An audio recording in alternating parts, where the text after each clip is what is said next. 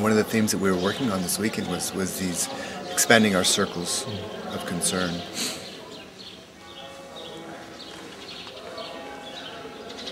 And it's interesting because here we are, we're in the old city of Jerusalem, and you've got very clear ethnic boundaries. There's the Christian, and even within the Christian there's the different sects, and then there's the Jewish, and then there's the Muslim, and it's very clearly defined kind of ethno-centric circles that are not engulfing each other, but that are somehow boundaries between each other and separating each other.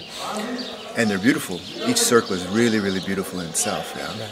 And we all come from this kind of level of, let's say, ethnocentric history. Yeah.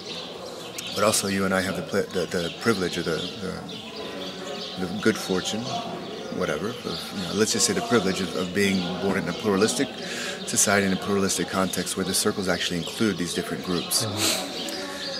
Sure. So if the circles of concern keep expanding from individual, egocentric, let's say, to ethnocentric, to your group versus my group, and then you can embrace all groups. And then actually at the point where the Aikido principles come in, where they're universal, so you have this kind of cosmocentric expansion where the circles just keep expanding more. This is really the clarification of this misunderstanding of conflict, right? So for me, it's really significant. I mean, this is what I know you're passionate about this in Aikido. It's what I'm passionate about it in Aikido. But it's beautiful to do it here in Israel, especially at the Dead Sea, because you have this ancient, beautiful, natural energy, the lowest place on earth, kind of where we all began. You're really out in nature. It feels primitive, but also really deeply spiritual. And then you come here and you can see the kind of the next levels, where you come really strong ethnic boundaries, and then you expand out. Maybe you go to Tel Aviv and you have this kind of pluralistic, postmodern society. And we keep trying to expand more and more. And one of the things that came up in the weekend was that, the principle that nature abhors a vacuum. You open up a space and nature will fill it up. So in a way, what you and I are doing, we're inviting people. First, we're trying to do it on our own. We're inviting people to open their circles of concern, to expand.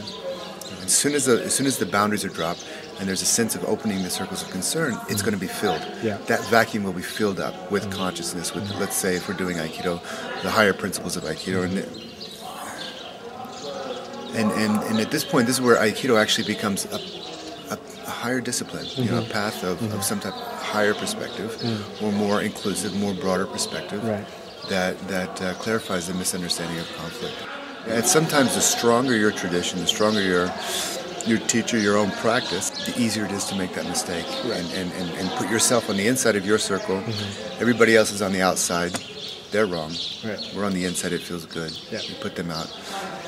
But it's actually problematic. It creates more and more conflict. It perpetuates the same story.